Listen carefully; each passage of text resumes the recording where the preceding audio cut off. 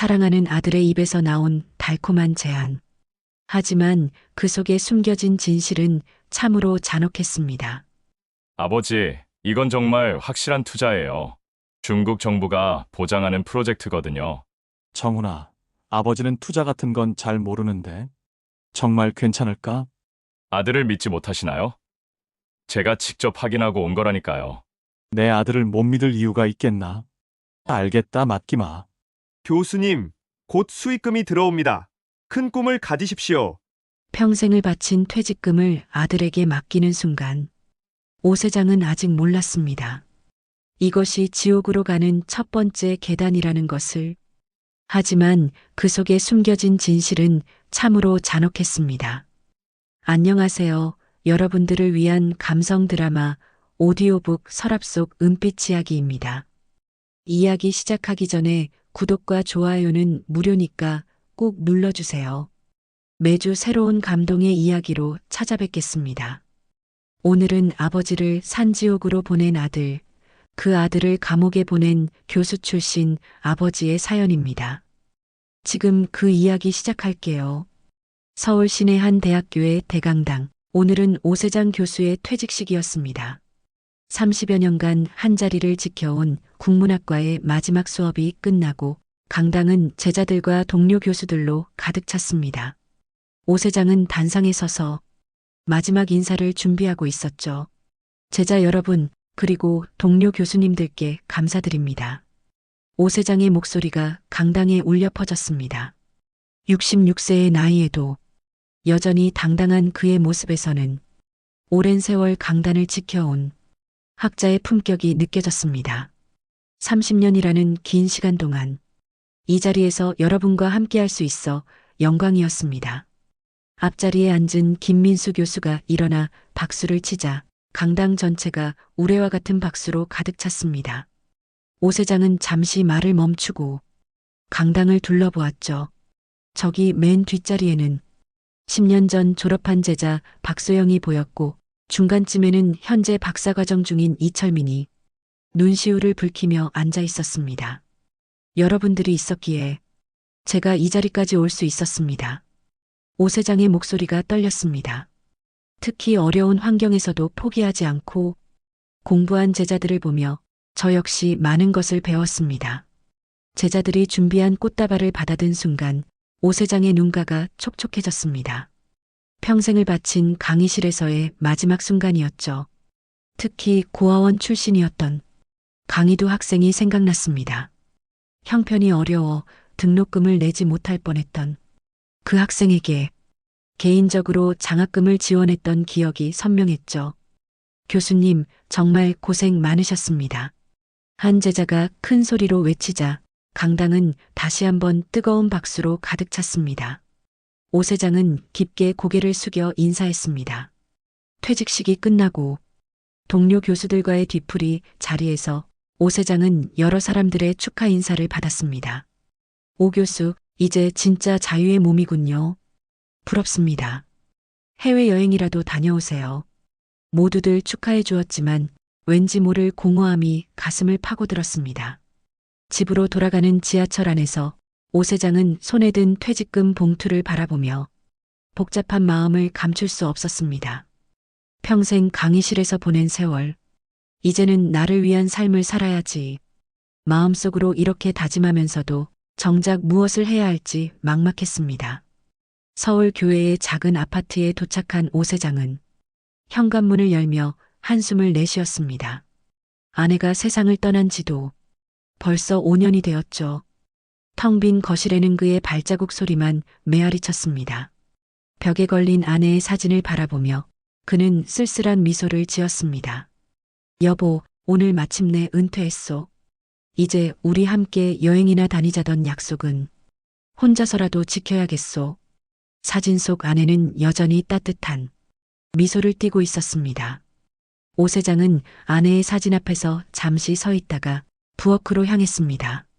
냉장고를 열어보니 김치와 계란 그리고 며칠 전에 사둔 두부가 전부였습니다. 혼자 사는 집의 냉장고는 언제나 이런 식이었죠.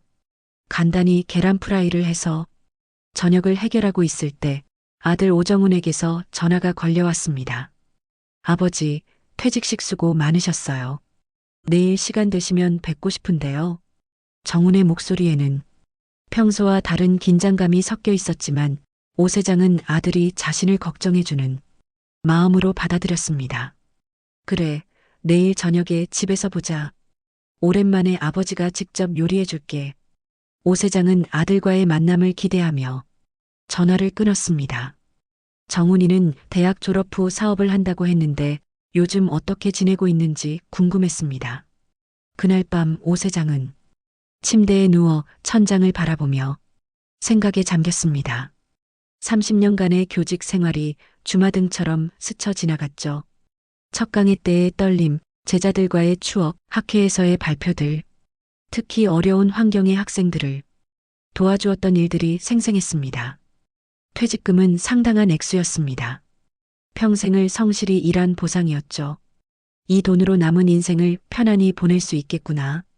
오 세장은 안도감과 함께 미래에 대한 기대감을 느꼈습니다. 아직은 아들 정훈이 내일 무슨 이야기를 하려는지, 그리고 그 이야기가 자신의 인생을 송두리째 바꿔놓을 것이라는 사실을 전혀 모른 채로 말입니다. 창밖으로는 봄바람이 불어왔고 새로운 시작에 대한 기대와 함께 알 수 없는 불안감이 그의 마음 깊숙한 곳에서 꿈틀거리고 있었습니다. 다음 날 저녁 오 세장은 정성스럽게 저녁 준비를 했습니다. 아들이 좋아하던 갈비찜을 끓이고 나물도 여러 가지 무쳤죠. 오랜만에 아들과 함께하는 식사라 마음이 설렜습니다. 문득 아내가 살아있을 때를 떠올렸습니다. 정훈이가 대학생이던 시절 가족 셋이 함께 둘러앉아 저녁을 먹던 따뜻한 기억들 말입니다. 현관벨이 울렸습니다. 아버지, 저예요. 정훈의 목소리였죠. 오 세장은 서둘러 문을 열었습니다. 38이 된 아들의 모습이 눈에 들어왔는데 평소보다 차림새가 말끔했습니다. 값비싸 보이는 양복에 반짝이는 구두, 손목에는 고급 시계까지 차고 있었죠. 정훈아, 어서 들어와. 오늘 내가 좋아하는 갈비찜 해놨다. 오 세장의 얼굴에 환한 미소가 번졌습니다. 하지만 정훈의 표정은 어딘가 어색했습니다. 평소라면 아버지가 직접 요리하셨어요? 하며 장난스럽게 말했을 텐데 오늘은 조금 달랐죠. 네, 고맙습니다. 정훈은 짧게 대답하며 거실로 들어왔습니다. 아버지가 정성스럽게 차린 상을 보며 잠시 미안한 표정을 지었지만 곧 마음을 다잡는 듯 했습니다. 아버지, 어제 퇴직식 정말 수고 많으셨어요. 30년이라 대단하십니다. 정훈은 아버지 맞은편에 앉으며 말했습니다. 오 세장은 아들의 칭찬에 어깨가 으쓱해졌죠. 그래도 이제 진짜 내 인생을 살 수 있게 됐구나. 퇴직금도 받았고. 오 세장이 말하던 중 정훈의 눈빛이 묘하게 변했습니다. 마치 기다리던 신호를 받은 것처럼 말입니다. 식사를 마치고 커피를 마시며 정훈이 본격적으로 꺼낸 이야기는 오 세장의 예상을 뛰어넘었습니다. 아버지, 사실 오늘 중요한 이야기가 있어서 왔어요. 응? 무슨 이야기인데? 오 세장은 커피잔을 내려놓으며 궁금해했습니다. 정훈은 잠시 망설이다가 입을 열었습니다. 아버지, 요즘 중국 쪽에서 황금 같은 투자 기회가 있어요.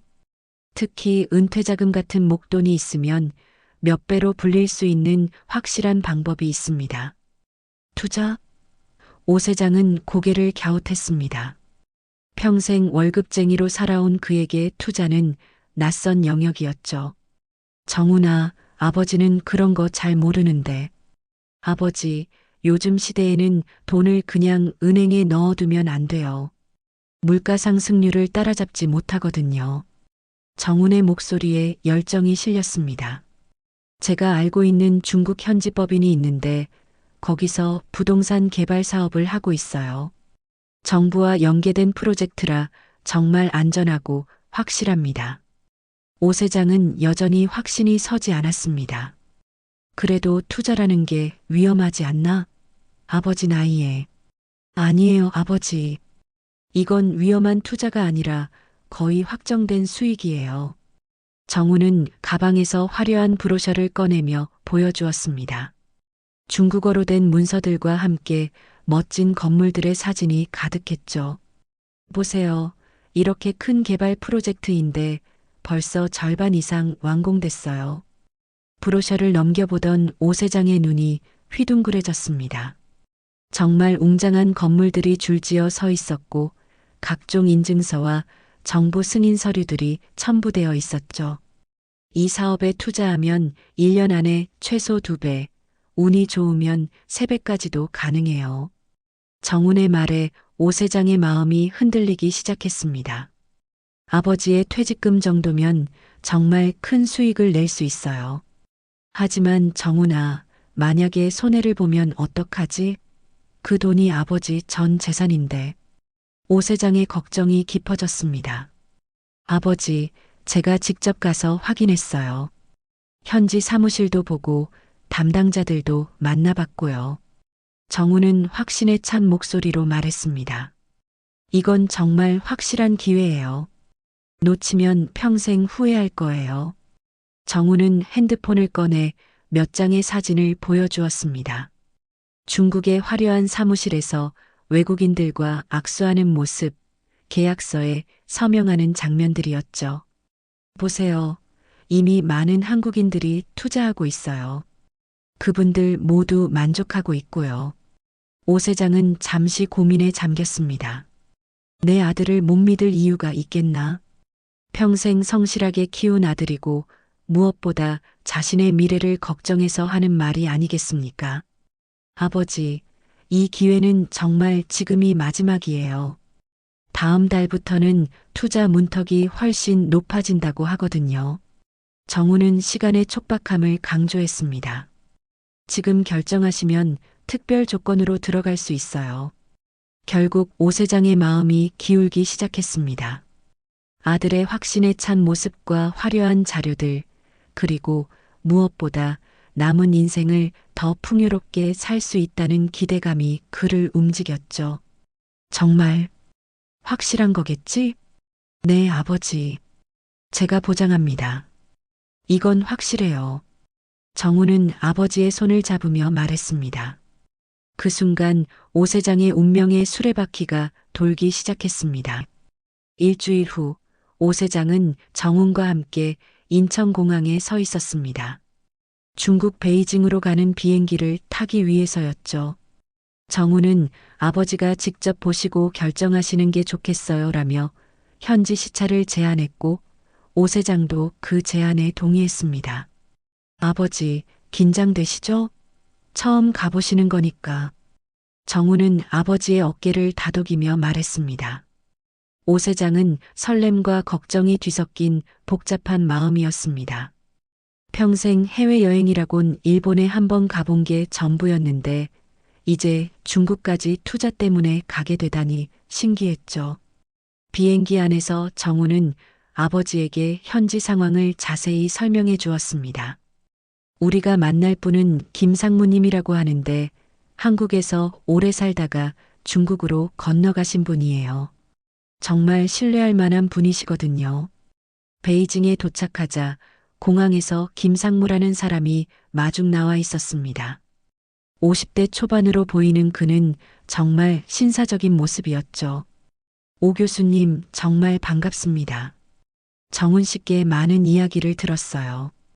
김상무는 고급 승용차로 오 세장과 정훈을 모시고 베이징 시내의 화려한 사무실로 향했습니다. 길가로 보이는 중국의 발전된 모습에 오 세장은 감탄을 금치 못했습니다. 정말 많이 발전했구나. 이런 곳에서 사업을 한다니. 사무실에 도착하자 오 세장은 눈이 휘둥그레졌습니다. 몇십 층짜리 고층 빌딩의 한 층 전체가 사무실이었고 곳곳에는 한국인과 중국인 직원들이 분주하게 일하고 있었죠. 벽면에는 각종 인증서와 정보 승인서가 걸려 있었고 대형 모니터에는 개발 프로젝트 현황이 실시간으로 나타나고 있었습니다. 교수님, 이쪽으로 오세요. 김상무는 오 세장을 별도의 회의실로 안내했습니다. 회의실 벽에는 거대한 개발 계획도가 걸려 있었고 3D 모형으로 만든 건물들이 진열되어 있었죠. 교수님 보시다시피 저희는 중국 정부와 함께 대규모 신도시 개발 프로젝트를 진행하고 있습니다. 김상무의 설명이 시작되었습니다.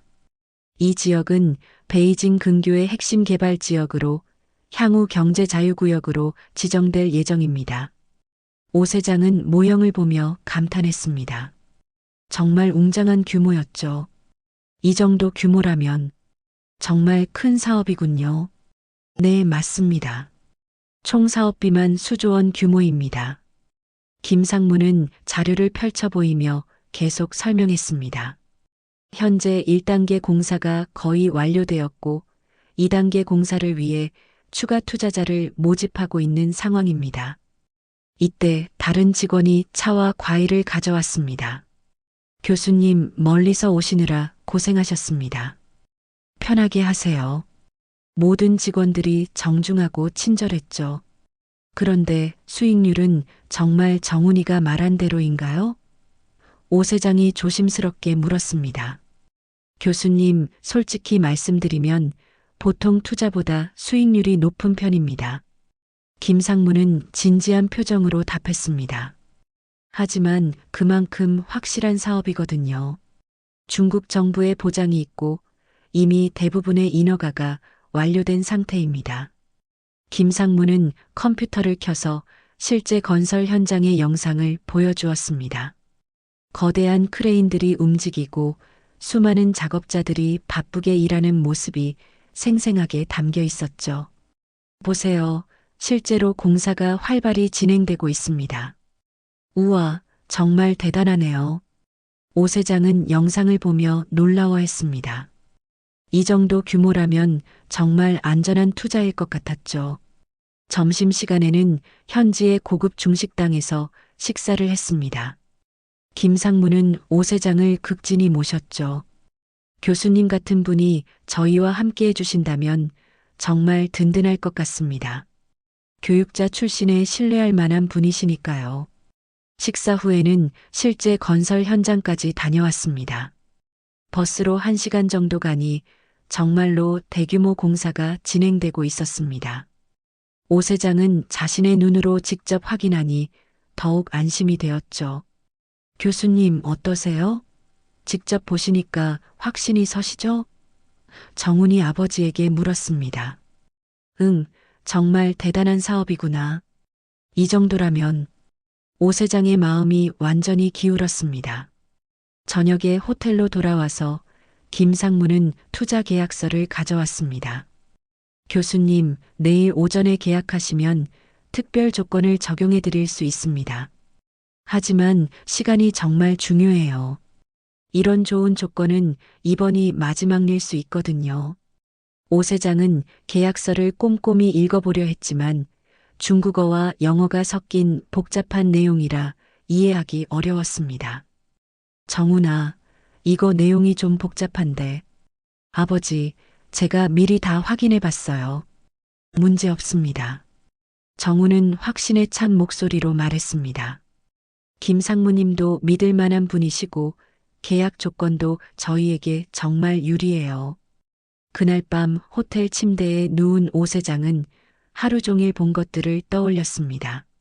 화려한 사무실, 진행 중인 대규모 공사, 친절한 사람들. 모든 것이 진짜 같았고 믿을 만했습니다. 이런 기회가 내게 올 줄 누가 알았겠나. 정훈이 덕분이군. 다음 날 아침 오 세장은 마침내 계약서에 서명했습니다. 퇴직금 전액을 투자하기로 한 순간이었죠.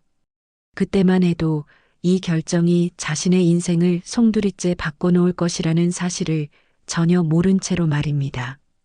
중국에서 돌아온 지 한 달이 지났습니다. 오 세장은 매일 아침 일어나자마자 휴대폰부터 확인했죠. 김상무가 약속했던 투자 진행 상황 보고서를 기다리며 말입니다. 처음 몇 주 동안은 정기적으로 연락이 왔었거든요. 교수님, 1단계 공사가 예정보다 빨리 진행되고 있습니다. 곧 좋은 소식 전해드릴게요. 이런 식의 메시지들이 계속 왔었는데 언제부터인가 연락이 뜸해지기 시작했습니다. 오 세장은 불안한 마음으로 정훈에게 전화를 걸었습니다. 정훈아, 요즘 중국 쪽에서 연락이 없는데 괜찮은 거지? 아, 아버지. 걱정하지 마세요. 큰 프로젝트라 시간이 좀 걸리는 거예요. 정훈의 목소리는 여전히 자신감이 넘쳤습니다. 제가 직접 확인해보고 연락드릴게요. 하지만 시간이 갈수록 상황은 더욱 이상해졌습니다. 김상무의 휴대폰은 꺼져 있었고 중국 사무실에 전화를 걸어도 현재 사용하지 않는 번호라는 안내만 나왔죠. 오 세장의 가슴속에 불길한 예감이 자리 잡기 시작했습니다. 2달째 되던 어느 날 오 세장은 더 이상 참을 수 없어 정훈을 직접 찾아갔습니다. 정훈이 살고 있다던 오피스텔 주소로 찾아갔는데 관리사무소에서 들은 말은 충격적이었습니다. 오정훈 씨요? 한 달 전에 이사 나가셨는데요. 연락처도 남기지 않으시고. 관리소장의 말에 오 세장의 다리에 힘이 빠졌습니다. 집으로 돌아온 오 세장은 온몸이 떨렸습니다. 설마 그럴 리가. 하지만 마음 한구석에서는 이미 최악의 상황을 예감하고 있었죠. 그로부터 며칠 후 은행에서 충격적인 소식이 날아왔습니다. 투자금을 송금했던 중국 계좌가 폐쇄되었다는 것이었습니다. 오 세장은 급히 은행을 찾아가 상황을 확인했지만 이미 돈은 추적 불가능한 상태였죠. 고객님, 해외 투자 사기 사례가 최근 많이 발생하고 있습니다. 혹시 경찰서에 신고하지 않으셨나요? 은행 직원의 말에 오 세장의 세상이 무너져 내렸습니다. 집으로 돌아온 오 세장은 소파에 주저앉아 머리를 감싸 안았습니다. 퇴직금 전액, 평생 모은 돈이 하루아침에 사라진 것이었죠. 내가 평생을 강단에서 후학을 가르쳤는데 어쩌다 내가 이런 꼴이 되었나? 사실 오 세장이 살고 있던 아파트는 전세였습니다. 교수 봉급만으로는 서울에서 집을 사기 어려웠기 때문에 아내와 함께 평생 전세로 살아왔죠. 퇴직금으로 작은 집이라도 장만할 생각이었는데 이제는 그 꿈마저 물거품이 되어버렸습니다. 더 큰 충격은 그 다음에 기다리고 있었습니다. 전세 계약이 만료되어 집주인이 집을 되돌려달라고 통보해 온 것이었죠. 원래라면 퇴직금으로 다른 집을 얻을 수 있었겠지만 이제는 보증금조차 없는 상황이었습니다. 교수님, 계약 만료까지 한 달 남았는데 이사 준비는 하고 계신가요? 집주인의 전화에 오 세장은 제대로 대답도 할 수 없었습니다. 평생을 성실하게 살아온 자신이 이런 상황에 처할 줄은 꿈에도 몰랐죠. 냉장고를 열어봐도 먹을 것이 없었습니다. 그동안 넉넉히 장을 봐두던 습관도 이제는 사치가 되어버렸죠. 오 세장은 라면 하나로 하루를 버티며 어떻게 해야 할지 막막해했습니다. 관리비와 각종 공과금도 밀리기 시작했습니다. 교수님, 이번 달 관리비가 밀려 있는데요. 관리사무소에서 온 전화의 오 세장은 부끄러워서 고개를 들 수 없었습니다. 오 세장은 지푸라기라도 잡는 심정으로 옛 동료 교수들에게 연락해 봤습니다. 하지만 은퇴한 노 교수가 돈을 빌리려 한다는 소식이 퍼지자 사람들은 하나둘씩 연락을 피하기 시작했습니다. 평생을 함께 해온 동료들조차 외면하는 현실이 너무나 쓸쓸했죠. 세장이 형, 요즘 투자 사기가 많다던데. 조심하셔야죠. 김민수 교수마저 이런 식으로 말하며 거리를 두었습니다. 오 세장은 자신이 얼마나 순진했는지 깨달았지만 이미 늦었습니다. 은행에서 대출을 받으려 해봤지만 수입이 없는 은퇴자에게는 대출이 불가능했습니다. 퇴직금이 있었다면 신용도 좋았겠지만 이제는 그마저도 없었죠. 결국 집에서 나가야 하는 날이 왔습니다. 오 세장은 작은 캐리어 하나에 최소한의 집만 챙긴 채 평생 살던 집을 나섰죠. 전세 보증금이 있었다면 다른 곳으로 이사할 수 있었겠지만 그 돈마저 투자 사기로 날려버린 상황에서는 갈 곳이 없었습니다. 갈 곳이 없던 오 세장은 서울역 근처를 배회했습니다. 모텔비조차 아까운 상황에서 결국 역 대합실에서 밤을 보내게 되었죠. 벤치에 누워 하늘을 바라보며 오 세장은 자신의 처지를 비관했습니다. 내가 평생 성실하게 살았는데 왜 이런 일이? 주변에는 자신과 비슷한 처지의 노숙자들이 있었습니다. 그들을 보며 오 세장은 깨달았죠. 자신도 이제 그들과 다르지 않은 처지가 되었다는 것을 말입니다. 며칠이 지나자 오 세장은 진짜 거리의 사람이 되어 있었습니다. 씻지 못한 채로 며칠을 보내니 냄새도 나고 사람들의 시선도 차가워졌죠. 편의점에서 컵라면 하나 사 먹는 것조차 부담스러운 상황이 되었습니다. 어느 추운 밤 오 세장은 골판지를 깔고 누워 있었습니다. 정훈아, 내가 아버지를 이렇게 버릴 줄은 몰랐구나. 아들에 대한 원망과 자책이 뒤섞인 복잡한 감정으로 잠 못 이루는 밤을 보냈습니다. 한때는 존경받던 대학 교수였던 자신이 이제는 길거리에서 굶주린 배를 부여잡으며 하루하루를 버텨나가는 신세가 된 것이었죠. 길거리 생활을 시작한 지 한 달이 지났습니다. 오 세장은 매일 아침 공원 화장실에서 세면을 하고 교회나 복지관에서 나누어주는 무료급식으로 하루를 버티고 있었죠. 한때 강단에서 존경받던 교수의 모습은 온데간데 없었습니다. 어느 날 오후 오 세장은 명동 거리를 걷고 있었습니다. 사람들 사이를 지나가며 동전이라도 얻을 수 있을까 하는 마음이었죠. 그때 익숙한 목소리가 들려왔습니다. 야, 정말 대박이었어. 이번에 중국건으로 얼마나 벌었는지 알아? 오 세장의 발걸음이 멈춰섰습니다. 그 목소리는 분명 아들 정훈의 목소리였죠. 오 세장은 조심스럽게 목소리가 나는 쪽으로 다가갔습니다. 카페 밖 테라스에서 정훈이 다른 남자와 담배를 피우며 이야기하고 있었습니다. 정훈이가 그렇게 머리가 좋은 줄 몰랐네. 자기 아버지까지 속이다니. 함께 있던 남자가 웃으며 말했습니다. 오 세장의 온몸에 전율이 흘렀습니다. 설마 하는 마음으로 더 가까이 다가가 귀를 기울였죠. 아버지, 그 사람은 이제 끝난 거야. 정훈의 차가운 목소리가 들렸습니다. 애초에 나한테 아버지 같은 건 없었어. 그냥 이용할 수 있는 돈주머니였을 뿐이지. 그래도 친아버지인데 좀 미안하지 않아? 미안하긴 뭘. 그동안 억압해왔던 모든 감정이 한꺼번에 터져나왔습니다. 분노, 절망, 배신감, 자괴감. 모든 것이 뒤섞여 오 세장을 짓눌렀습니다. 길 가는 사람들이 쳐다봤지만 더 이상 신경 쓸 여력도 없었죠. 정훈아, 아버지가 너한테 뭘 잘못했니? 오 세장의 머릿속에는 정훈을 키우던 시절의 기억들이 스쳐 지나갔습니다. 아내가 아플 때도 밤낮으로 간병하며 정훈을 돌봤고 대학 등록금을 마련하기 위해 과외까지 했던 기억들 말입니다. 하지만 정훈의 말을 되돌아보니 정말로 자신이 아버지 역할을 제대로 했는지 의문이 들었습니다. 항상 바쁘다며 정훈과 시간을 보내지 못했고 성적이나 진로 문제로만 대화했던 것은 아닌지. 그래도 이렇게까지 할 수는 없는 거 아니냐. 오 세장은 목이 메었습니다. 아무리 서운한 게 있었다 해도 친아버지를 길거리로 내몰 수는 없는 일이었죠. 해가 저물어갈 무렵 오 세장은 정훈이 살고 있을 만한 곳들을 떠올렸습니다.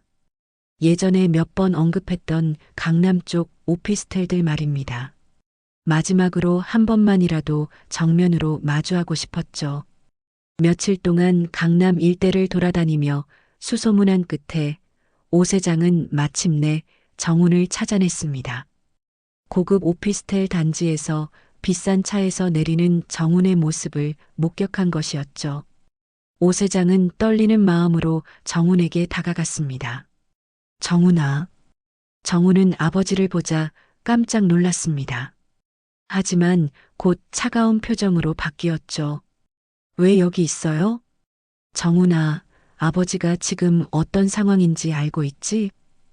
오 세장의 목소리가 떨렸습니다. 알아요. 그래서 뭐 어쩌라고요? 정훈은 냉정하게 대답했습니다. 정훈아, 너 정말로 처음부터 아버지를 속일 생각이었니?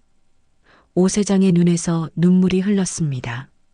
정훈은 한참을 아버지를 바라보더니 차가운 미소를 지었습니다. 네, 맞아요. 처음부터 계획된 일이었어요. 왜 그랬니? 오 세장의 목소리는 절규에 가까웠습니다.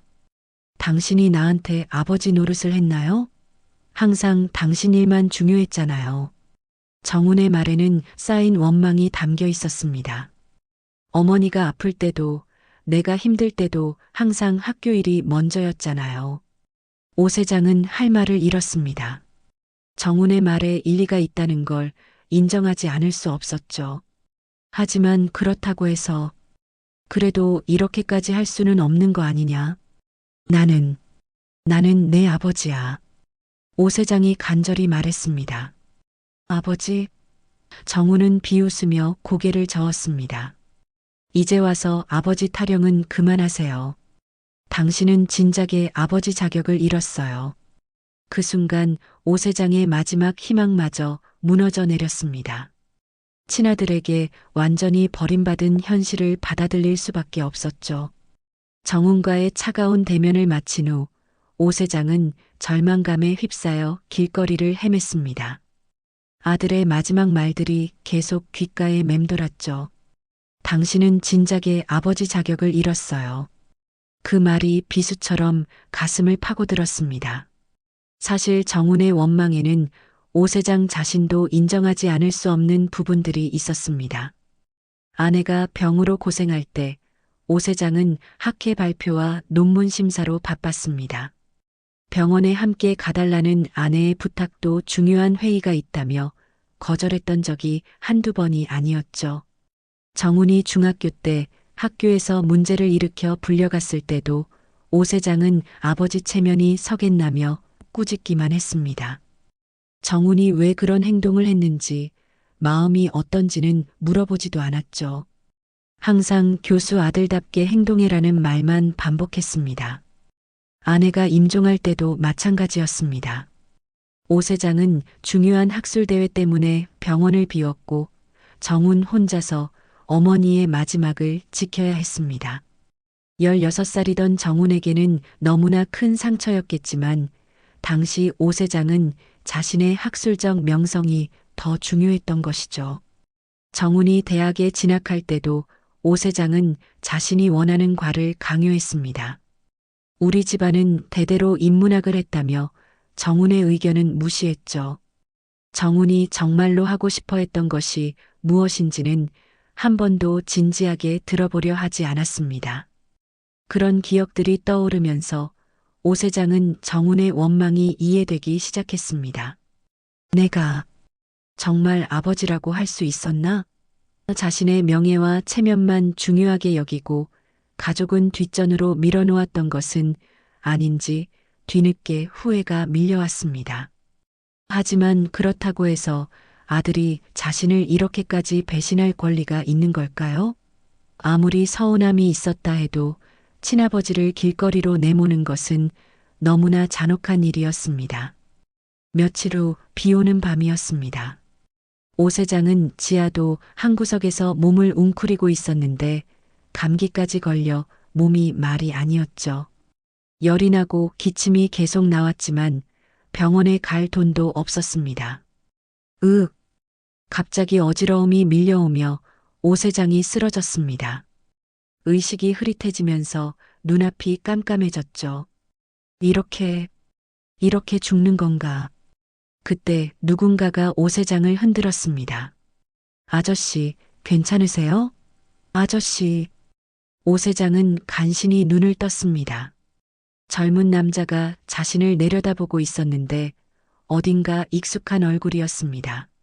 하지만 몸이 너무 아파서 제대로 집중할 수가 없었죠. 병원에 가셔야겠어요. 일단 제 차로 모시겠습니다. 그 남자는 오세장을 부축해 일으켜 세웠습니다. 병원에서 치료를 받고 난 후 오세장은 그제야 자신을 도와준 사람을 제대로 볼 수 있었습니다. 40대 초반으로 보이는 단정한 모습의 남자였는데 분명 어디서 본 것 같았습니다. 선생님, 저를 기억하세요? 그 남자가 조심스럽게 물었습니다. 오세장은 기억을 더듬어 봤습니다. 그러자 10여 년 전의 기억이 떠올랐죠. 혹시 강희도? 네, 맞습니다. 고아원 출신 강희두입니다. 강희두의 눈에 눈물이 고였습니다. 교수님께서 장학금 주셨던 거 기억하세요? 오세장의 기억이 되살아났습니다. 강희두는 정말 어려운 환경에서 자란 학생이었습니다. 고아원에서 나와 혼자 생활하면서 공부하느라 아르바이트를 여러 개씩 하던 학생이었죠. 성적은 그리 좋지 않았지만 포기하지 않는 끈기가 있었던 학생이었습니다. 아, 이두야. 너구나. 오세장의 목소리가 떨렸습니다. 너, 어떻게 지냈니? 교수님 덕분에 대학을 졸업할 수 있었고, 이제는 작은 사업을 하고 있습니다. 강희두는 감사한 마음을 담아 말했습니다. 교수님이 없었다면 저는 중도 포기했을 거예요. 오세장은 기억했습니다. 강희두가 등록금을 내지 못해 자퇴하려 한다는 소식을 들었을 때 자신이 개인적으로 도와준 일을 말입니다. 당시 오세장의 월급으로도 부담스러운 금액이었지만 그 학생의 간절함을 보고 마음이 움직였던 것이죠. 교수님, 지금 어떤 상황이신지 여쭤봐도 될까요? 강희두가 조심스럽게 물었습니다. 오세장은 자신의 처지를 말하기가 너무나 부끄러웠습니다. 하지만 강희두는 이미 상황을 어느 정도 짐작하고 있는 것 같았죠. 교수님, 제가 도와드리고 싶습니다. 교수님께서 저에게 해주신 은혜를 이제 갚을 때가 된 것 같아요. 강희두의 진심 어린 말에 오세장의 눈물이 흘렀습니다. 이두야, 고맙지만 아저씨가 이런 신세가 된 걸 어떻게 내가. 교수님, 저는 교수님을 아버지라고 생각하고 있어요. 진짜 아버지보다도 더요. 강희두의 말에 오세장은 가슴이 뭉클해졌습니다. 제가 어려울 때 도와주셨듯이 이제는 제가 교수님을 도울 차례입니다. 그날부터 강희두는 오세장을 자신의 집으로 모셨습니다. 깨끗한 방과 따뜻한 밥을 준비해주며 정성스럽게 돌봐주었죠. 오세장은 강희두의 따뜻한 마음에 새로운 희망을 느꼈습니다. 세상은 버렸어도 아직 내 삶을 기억하는 이가 있구나. 오세장의 마음속에서 절망이 조금씩 걷히기 시작했습니다. 아들에게는 버림받았지만 제자에게서는 진정한 가족의 사랑을 느낄 수 있었죠. 강희두는 이제 제법 성공한 사업가가 되어 있었습니다. 작은 건설회사를 운영하며 정직하게 사업을 하고 있었죠. 교수님께서 가르쳐 주신 정직함과 성실함으로 여기까지 올 수 있었어요. 강희두의 말에 오세장은 자신의 교육자로서의 삶이 헛되지 않았음을 느꼈습니다. 강희두의 집에서 한 달을 지내며 오세장은 몸과 마음을 조금씩 회복해 갔습니다. 강희두가 운영하는 건설회사도 둘러보고 그의 성실한 사업 철학에 감동했죠. 하지만 마음 한구석에는 여전히 정훈에 대한 분노와 상처가 남아 있었습니다. 교수님, 정훈 씨와 정면으로 대화해 보시는 게 어떨까요? 강희두가 조심스럽게 제안했습니다. 이대로 끝낼 수는 없잖아요. 오세장은 고민했습니다. 아들과 다시 마주한다는 것이 두렵기도 했지만 강희두의 말이 맞았습니다. 이대로 끝낼 수는 없었죠. 며칠 후 강희두는 자신의 인맥을 통해 정훈의 행적을 추적했습니다. 정훈이 새로운 사기 계획을 세우고 있다는 정보까지 입수했죠. 교수님, 정훈 씨가 이번에는 더 큰 규모의 사기를 계획하고 있는 것 같아요. 오 세장의 가슴에 분노가 치밀어 올랐습니다. 자신을 속인 것도 모자라 또 다른 피해자들을 만들려 한다니. 이두야, 내가 직접 정훈이를 만나야겠다. 강희두는 오 세장을 위해 깔끔한 정장을 준비해 주었습니다. 교수님, 당당하게 맞서세요. 교수님은 잘못한 게 없어요. 정훈과의 만남 장소는 강남의 한 고급 카페였습니다. 오 세장이 먼저 도착해 기다리고 있자 정훈이 나타났습니다. 정훈은 아버지가 말끔한 차림새로 앉아 있는 모습을 보고 당황했죠. 아버지, 어떻게 이렇게? 정훈아, 아버지가 거지가 됐다고 생각했구나. 오 세장의 목소리에는 위험이 돌아와 있었습니다. 하지만 아버지에게는 너 같은 아들보다 훨씬 소중한 사람이 있다. 정훈은 아버지의 변화된 모습에 놀랐지만 곧 냉소적인 표정을 지었습니다. 그래서 뭐 어쩌시려고요? 저한테 용서라도 구하러 오셨나요? 용서? 오 세장이 웃었습니다. 정훈아, 아버지가 너에게 용서를 구할 이유는 없다. 하지만 내가 아버지에게 사과해야 할 이유는 차고 넘치지. 무슨 소리예요? 정훈의 목소리가 높아졌습니다. 오 세장은 차분히 말을 이어갔습니다. 정훈아, 아버지가 너를 소홀히 했다는 건 인정한다. 하지만 그 모든 게 너와 이 집안을 위해서였다는 걸 너는 모르는구나. 집안을 위해서라고요? 정훈이 비웃었습니다. 그냥 자신의 명예를 위해서였잖아요. 아니다. 오 세장의 목소리가 단호해졌습니다. 아버지 세대는 그래야만 했다. 가장이라는 것은 가족을 먹여 살리는 것이 첫 번째 의무였고 사회적 지위를 유지하는 것이 가족 전체의 생존과 직결되어 있었어. 오 세장은 계속 말했습니다. 너는 아버지가 왜 그렇게 일에만 매달렸는지 모르는구나. 교수라는 자리를 잃으면 우리 가족이 어떻게 될지, 사회적 체면을 잃으면 너의 미래가 어떻게 될지. 그런 걱정 때문에 아버지는 잠도 제대로 못 잤다. 정훈의 표정이 조금 흔들렸지만 여전히 반발했습니다. 그래도 가족보다 일이 우선이었잖아요. 정훈아, 너는 아직도 모르는구나. 오 세장이 한숨을 쉬었습니다. 어머니가 아플 때 아버지가 병원에 못 갔던 건 그때 아버지가 학교에서 위기를 겪고 있었기 때문이었어. 만약 그때 중요한 회의를 빠졌다면 아버지는 교수직을 잃을 뻔했고 그럼 어머니 치료비는 누가 댔겠니? 정훈은 처음 듣는 이야기였습니다. 아버지가 그런 상황에 있었는지 전혀 몰랐던 것이죠. 그리고 너를 혼낼 때도 마찬가지였다. 교수 아들이라는 타이틀은 너에게 특권이기도 했지만 동시에 책임이기도 했어. 아버지는 너가 그 책임을 다할 수 있는 사람으로 키우고 싶었던 거야. 오 세장의 목소리가 떨렸습니다. 하지만 가장 중요한 건 아무리 아버지에게 서운한 게 있었다 해도 친아버지를 이런 식으로 배신할 수는 없는 거야. 이건 인간으로서 해서는 안 되는 일이다. 정훈은 잠시 말이 없었습니다. 하지만 곧 다시 차가운 표정을 지었죠. 그래도 당신이 저한테 해준 게 뭐가 있어요? 돈 말고는 아무것도.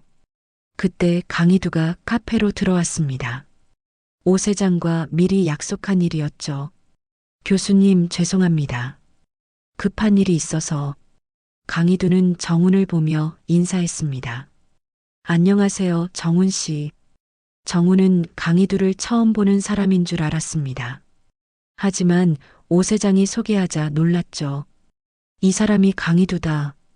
아버지의 제자였고 지금은 나를 친아버지라고 부르며 날 거지 생활을 청산하게 만들어준 정말 고마운 내 제자란다. 강희두가 정훈에게 말했습니다. 정훈 씨, 교수님이 저에게 어떤 분인지 아세요? 제가 고아원 출신의 가난해서 학교를 그만둘 뻔했을 때 교수님께서 개인적으로 장학금을 지원해 주셨어요. 그것도 몇 년 동안 계속 말이에요. 정우는 그런 사실을 전혀 몰랐습니다. 교수님은 저 같은 학생들을 여러 명 도우셨어요. 본인 월급으로는 부담스러웠을 텐데도 말이죠. 강희두의 말이 계속되었습니다. 그런 분이 친아들한테는 이런 대접을 받는다니. 오 세장이 정훈을 똑바로 쳐다보며 말했습니다. 정훈아, 이제 아버지가 어떤 사람인지 알겠니? 내가 아버지를 몰라줬지. 아버지가 너를 사랑하지 않은 게 아니야. 정훈의 얼굴이 창백해졌습니다. 하지만 여전히 고집을 부렸죠. 그래도 저한테 직접적으로 해준 건 없잖아요.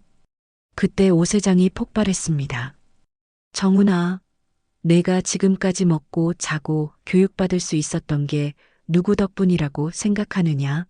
아버지가 밤낮으로 일해서 번 돈으로 너를 키웠는데.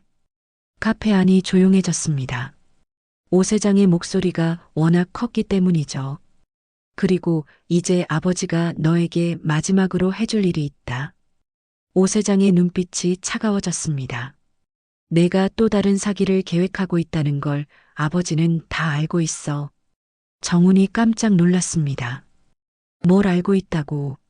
경찰서에 신고할 생각이야.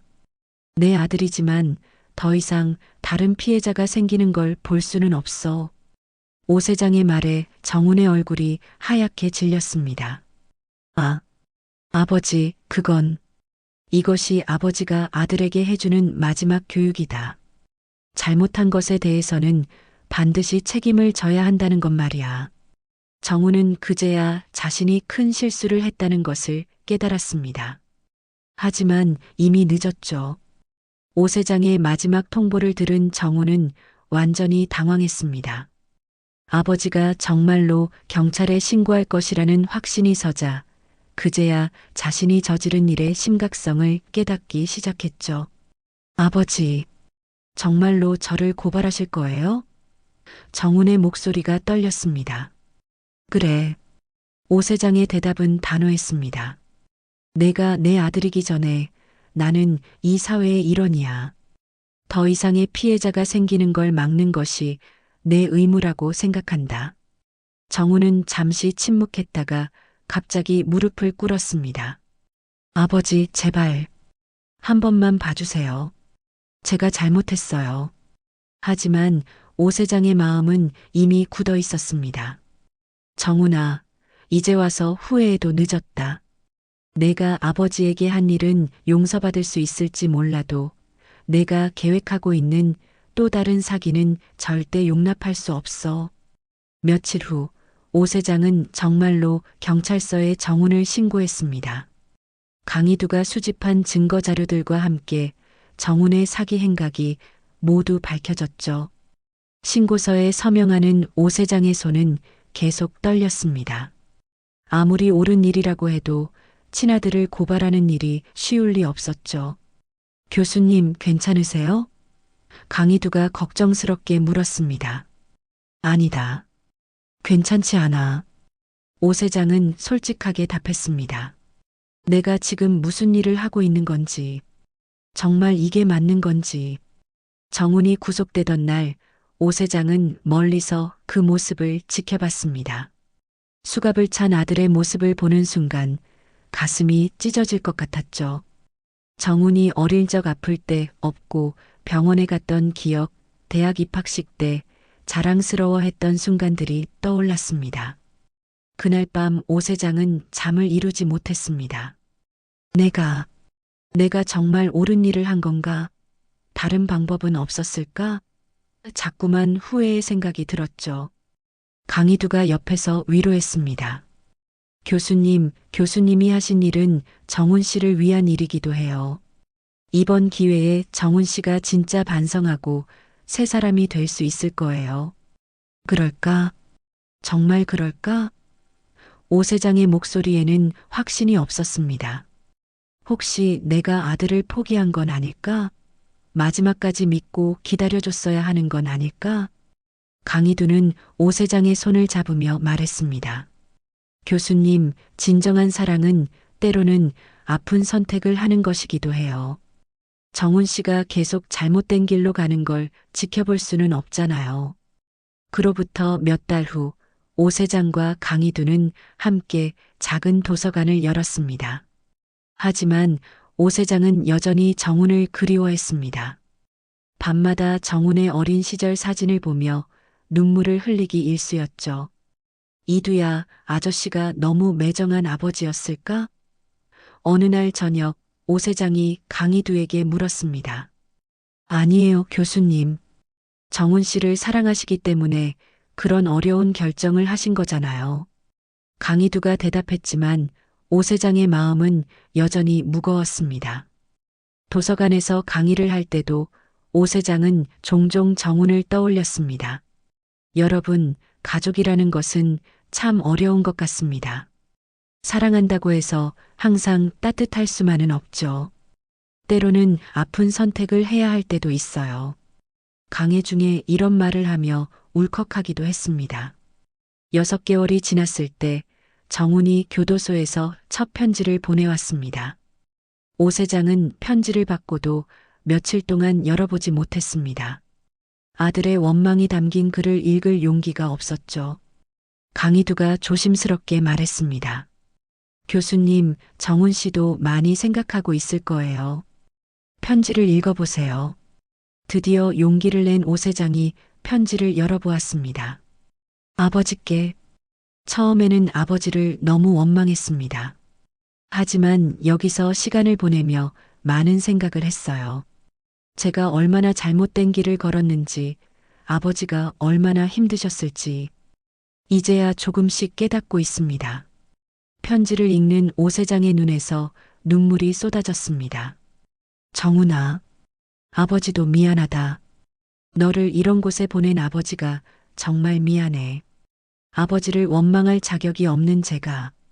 그래도 언젠가는 용서해 주실 수 있을까요? 출소하면 진심으로 사과드리고 싶습니다. 그리고 아버지가 보고 싶습니다. 아들 정훈 올림. 편지의 마지막 구절을 읽은 오 세장은 주저앉아 한참을 울었습니다. 이두야, 정훈이도 보고 싶어 한다. 나도 정훈이가 너무 보고 싶어. 강희두가 오 세장의 등을 토닥여주며 말했습니다. 교수님, 정훈 씨가 변하고 있는 거예요. 교수님의 선택이 옳았다는 뜻이에요. 그 후로도 정훈은 한 달에 한 번씩 편지를 보내왔습니다. 처음엔 사과의 글이었지만 점차 교도소 생활과 자신의 변화에 대한 이야기들이 담겨 있었죠. 오 세장은 그 편지들을 소중히 간직하며 매번 답장을 썼습니다. 정훈아, 아버지도 많이 반성하고 있다. 내가 어릴 때 더 많은 시간을 함께 보냈어야 했는데 아버지도 너에게 미안한 일이 많아. 건강하게 지내고 새로운 사람이 되어 나오길 기다리고 있다. 시간이 흘러 1년이 지났습니다. 희망 도서관은 지역의 명소가 되었지만 오 세장의 마음 한구석에는 여전히 정훈에 대한 그리움이 자리하고 있었습니다. 어느 가을 저녁 오 세장과 강희두는 도서관 앞 벤치에 앉아 있었습니다. 이두야, 고맙다. 내가 없었다면. 오 세장이 말을 시작했습니다. 교수님, 저야말로 고맙죠. 교수님은 저에게 아버지가 되어주셨어요. 강희두가 대답했습니다. 하지만 정훈이도 여전히 내 아들이야.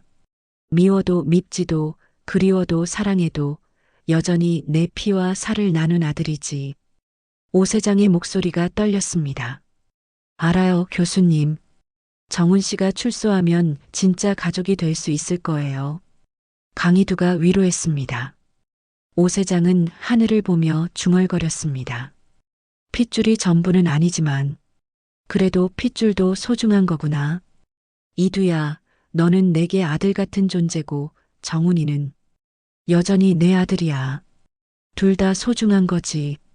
저녁놀이 아름다운 하늘을 물들이며 오 세장은 정훈의 출소를 기다리는 자신을 발견했습니다. 비록 아픈 선택이었지만 그것이 진정한 아버지의 사랑이었다는 것을 이제는 확신할 수 있었습니다.